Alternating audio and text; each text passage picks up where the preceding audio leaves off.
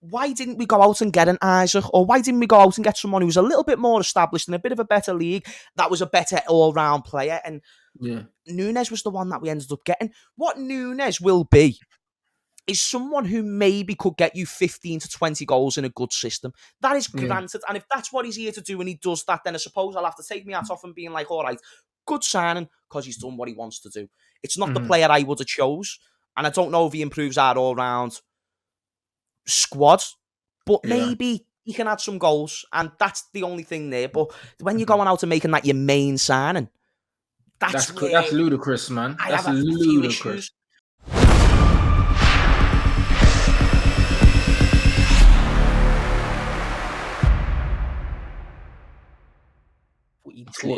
Boy is back. You know that, lads. Back in full force. What are you telling me? Lads, I'm chilling, brother. I'm literally chilling. This is literally like the first proper conversation we're going to have in about 10 months about football and about other things as well, mate. So I'm proper looking forward to it. And don't say I haven't got cojones, or as the Italians would say, cogliones. Because I could have came back onto this show at any point previously in the past couple of months, and I've done it at a time, not when we were in the shouts for quadruples and stuff like that. I've done it when we got battered by Manchester United on the weekend. So if that doesn't deserve somewhat of respect, some form of round of applause, some sort of pat on the back, then I don't understand. I don't understand how respect is earned nor given. So give me 100%. Some props. I'm ready to take the smoke. 100%. You got bottle, man. You got bottle 100%. And obviously there's loads of questions to ask. Yeah, but it's good to have you back, bro. Remember when you were here before, I was talking about the average age of your squad. It hasn't necessarily improved massively. Do you know what I mean? When you look at your team, you look at Verge over 30. Mo must be over 30 now. All your midfielders are over 30, actually, apart from obviously Harvey, who's a kid. Like Milner, Henderson, Thiago, Fabinho's the ones who aren't over 30 are injury prone, so Naby Keita might as well be 30, and then you've got Oxlade-Chamberlain as well. That's it. With the injuries that he's had, he might as well be 40. So to break that video down, I don't think it's too wrong. I really don't. And I've been saying it over the past couple of shows.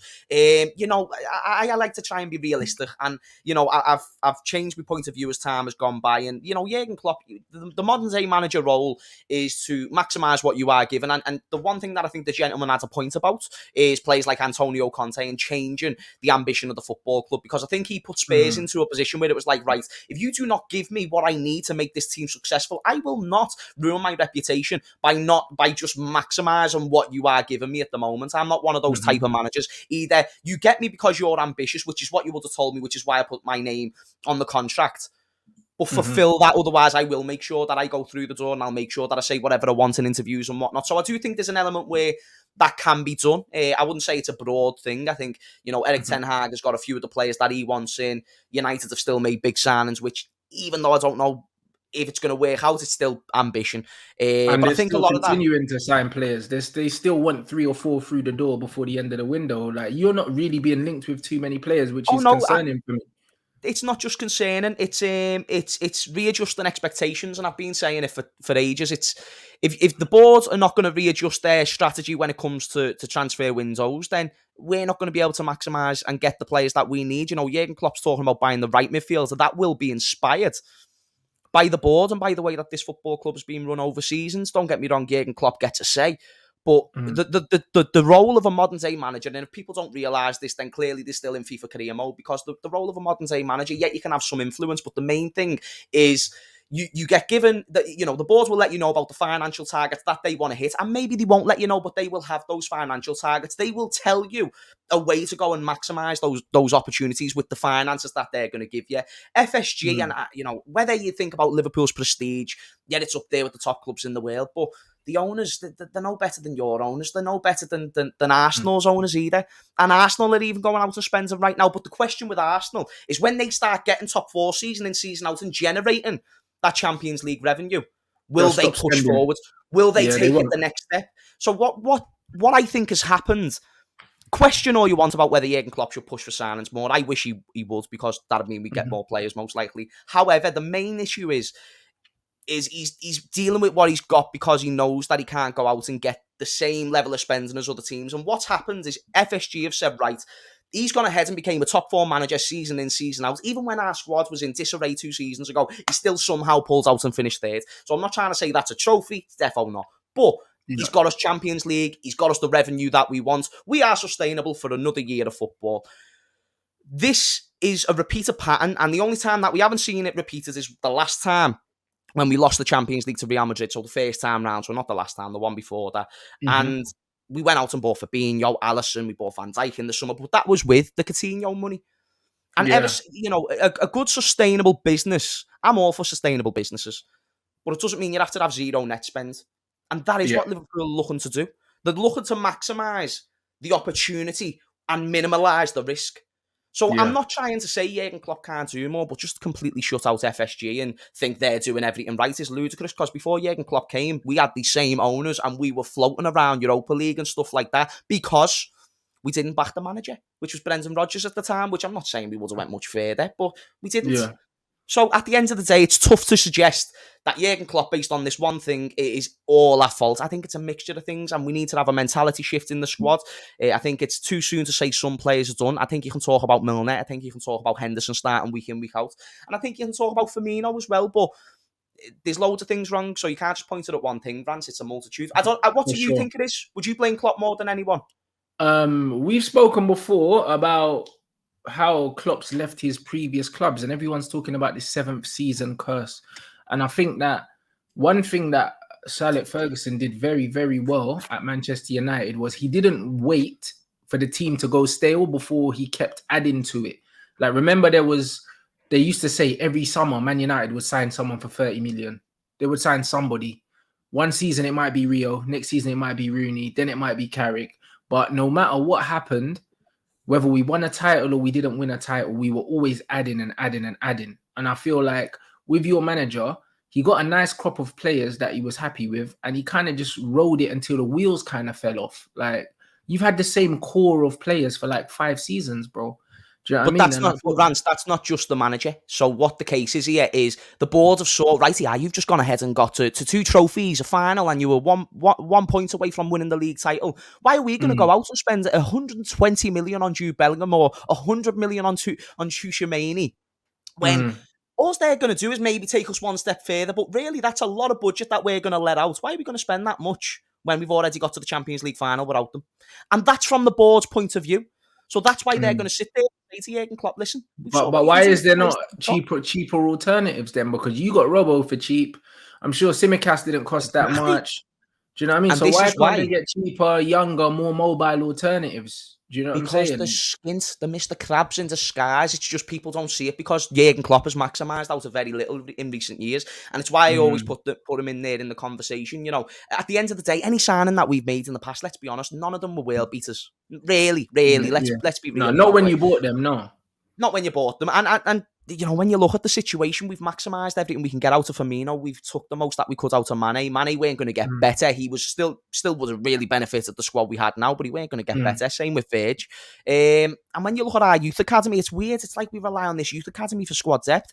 We haven't got one of the best youth academies in the world by any means. If we had Chelsea's or even Man United's in some instances, then maybe, you could bring in a few more players through there. But really, the youth academy is there to be a more self-sufficient way of the funds on the football club, getting players in there for free or for 10 to 50 grand, and then hopefully selling them on for 1 million to 10 million or however much you can get with however little experience they got. We don't get many of those players. Trent is the only player in our team from the youth academy. You've got Curtis, but he hasn't really been able to break into that phase. And Phillips that comes in every now and then. And exactly. And Rants, my number one issue is the fact that we've had the case study before. We know we haven't got, when Thiago comes back, there's no question to say that Henderson could get injured. When Keita comes back, there's no question to say that Naby Keita could get injured 4 hours later trying to get some grapes from the fridge and walking up the stairs. And he does his Achilles or something like that. So we should have prepared. It's the preparation that I'm fuming with. I don't mind the players that we've got right now, but cream will always rise to the top. I'm all for giving Carvalho chances and Harvey Elliott, really good young players, don't get me wrong, great assets.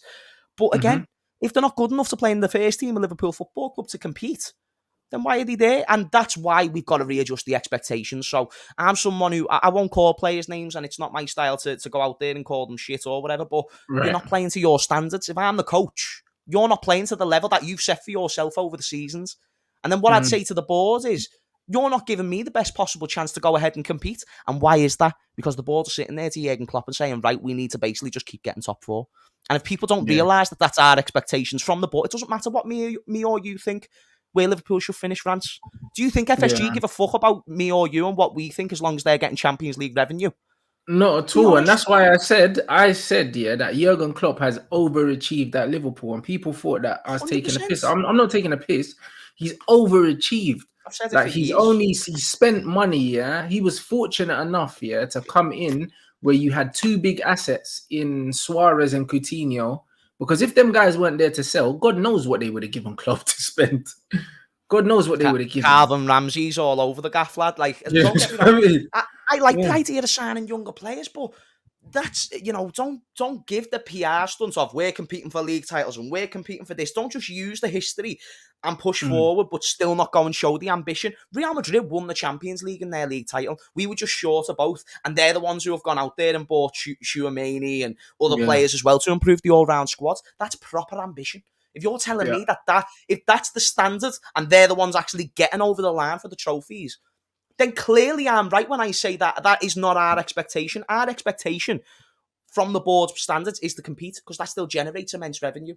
There's no reason to go out and spend 100 million because that's just too much money loss, too big of a risk. I said the same thing about our owners. I said the exact thing about our owners. It's like, if we're getting Champions League every year and they're getting, say if you get 100 million for qualifying for the Champions League, like, why the fuck, if you win the league and you say you get 150 million or 200 million, for the sake of 100 million, they're just not going to spend any fucking money. Why am I going to spend 100 million or 200 million, to win the league, fall short, get 100 million anyway? Exactly. You know what I'm saying? When I can spend no money and get the 100 million and then I'm up. Like, it costs more to actually try and win the league, especially if you don't win it. Do you know what I'm saying? And a lot of these guys are not willing to spend the money. Yeah, absolutely. The risk is too big, bro. And this is what I'm trying to say. Like, you've got to understand from a businessman point of view, it's actually very, very intelligent what FSG have been doing.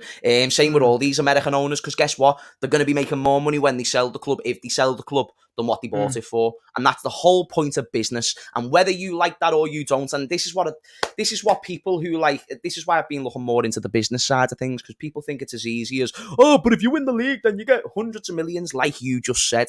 You've got to go out and spend 100 million or something along those lines to give yourself the best possible chance. And even then, there's no guarantees. We're in an era where we're competing with an entire nation. Manchester City in itself is a nightmare. Newcastle will probably end up getting to that stage as well. Financially, Newcastle we can't just fucking spent, what, 70 million package on Isaac? And fucking Isaac, bro, 70 million. You know what's dead high? And I've said this about NUNEZ, right? I got loads of shit when he first came in. I was like, I don't really know about NUNEZ because I don't think he all round improves our team, and he's most likely the Mane replacement. And I don't think we're better with NUNEZ and no Mane than when Mane was here. So why didn't we go out and get an Isaac? Or why didn't we go out and get someone who was a little bit more established in a bit of a better league that was a better all-round player? And NUNEZ was the one that we ended up getting. What NUNEZ will be is someone who maybe could get you 15 to 20 goals in a good system. That is granted. And if that's what he's here to do and he does that, then I suppose I'll have to take my hat off and being like, all right, good signing because he's done what he wants to do. It's not the player I would have chose. And I don't know if he improves our all-round squad, but maybe he can add some goals. And that's the only thing there. But when you're going out and making that your main signing, that's ludicrous, man. That's ludicrous. But Rants, Arsenal, Tottenham, like these are what I hate is that it's. Bro, Tottenham signed Basuma. You lot could have done with fucking Basuma. Do you know what I mean? 25 mil. Tottenham for 25 mil, bro. So when we're talking about money available, you could have got Basuma for 25 mil. He would have gone to you instead of Tottenham. No fucking problem. I think FSG have missed the target. I think what they've assumed is, okay, we won 2 trophies last year. We were 1 point off the league. And we were 1 goal beaten in the Champions League. So, listen, we're not that far off where we want to still be, which is competing for the trophies.